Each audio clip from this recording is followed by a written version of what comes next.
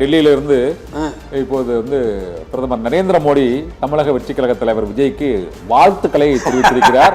இந்த சூழ்நிலையில் திரிசங்கு சூழ்நிலை ஏற்பட்டுள்ள நிலையில் பிரதமர் நரேந்திர மோடியின் இந்த வாழ்த்து மிக முக்கியமானதாக கருதப்படுகிறது.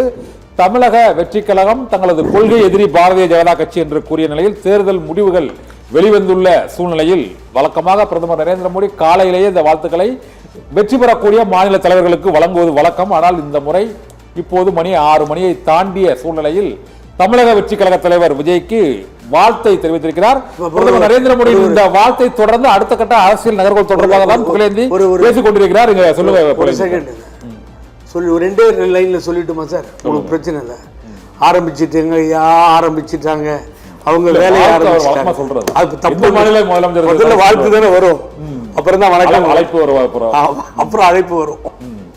அதெல்லாம் சொன்ன வார்த்தையில் இருப்பார் சார் விஜய்.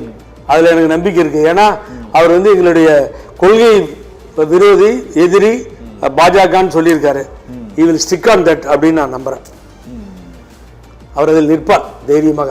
ஓகே, இப்போ நரேந்திர மோடி சொல்லியிருக்கக்கூடிய அந்த வாழ்த்துக்களில் தமிழக மக்களின் அந்த தீர்ப்பை நாங்கள் மதிக்கிறோம். இதே போல தேசிய ஜனநாயக கூட்டணிக்கும் அவருடைய மக்களின் ஆதரவு இருப்பதை இந்த தேர்தல் முடிவுகள் காட்டுகிறது என்றும் அவர் கூறியிருக்கிறார்.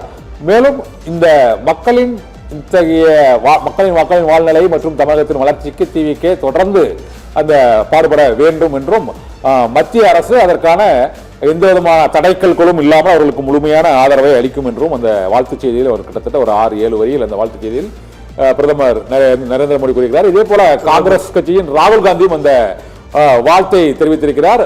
ராகுல் காந்தி தமிழக வெற்றி கழகத்தோடு தேர்தலுக்கு முன்பு கூட்டணி வைப்பதில் மிகவும் அவர் ஆர்வமாக இருந்தார் என்பதை கிரீஷ் சோடங்கர், மாணிக் தாகூர், பிரவீன் சக்கரவர்த்தி உள்ளிட்ட காங்கிரஸ் கட்சியின் தலைவர்கள் அவரிடம் தமிழக வெற்றி கழகத்தின் செல்வாக்கு குறித்து அவர்கள் எடுத்துரைத்திருக்கிறார்கள். அவர்கள் எடுத்துரைத்ததைப் போலவே இங்கு தாவேகா அதிக இடங்களில் வெற்றி பெற்றிருக்கிறது. ஒருவேளை காங்கிரஸ் இணைந்திருந்தால் ஒரு மிகப்பெரிய வளர்ச்சியை காங்கிரஸ் கட்சி எட்டி இருக்கும் என்ற கருத்தை அவர்கள் ராகுல் காந்தியிடம் தெரிவித்திருக்கலாம். அதே போலவே அந்த தேர்தல் முடிவுகளும் இப்போது வந்திருக்கின்றன.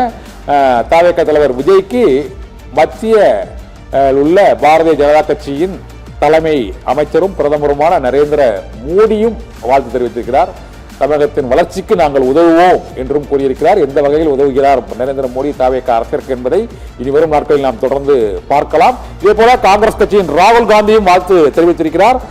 திமுக கூட்டணியில் காங்கிரஸ் கட்சி இருந்த போதிலும் அந்த தோல்வி மற்றும் காங்கிரஸ் கட்சி அங்கு பெற்றுள்ள அந்த 5 இடங்களுக்கான வெற்றி, மேலும் தமிழக வெற்றி கழக தலைவருக்கு அந்த வாழ்த்து தெரிவித்திருப்பதன் மூலமாக அடுத்தடுத்த நாட்களில் பல்வேறு விதமான அரசியல் திருப்பங்கள் நகர்வுகள் ஏற்படக்கூடும் என எதிர்பார்க்கப்படுகிறது. தமிழ்நாட்டின் வளர்ச்சிக்கு மத்திய அரசு உதவும் என்று பிரதமர் நரேந்திர மோடி புகழேந்தி கூறுவதை போல ஒரு மறைமுகமான ஒரு கருத்தையும் தெரிவித்திருக்கிறார். தமிழகத்தின் வளர்ச்சிக்கு உதவுகிறாரா, தாவேகாவின் வளர்ச்சிக்கு ஆட்சியை பிடிப்பதற்கு பாரதிய ஜனதா உதவப் போகிறதா என்பதை நாம் இன்னும் அடுத்தடுத்த நாட்களில் காண முடியும்.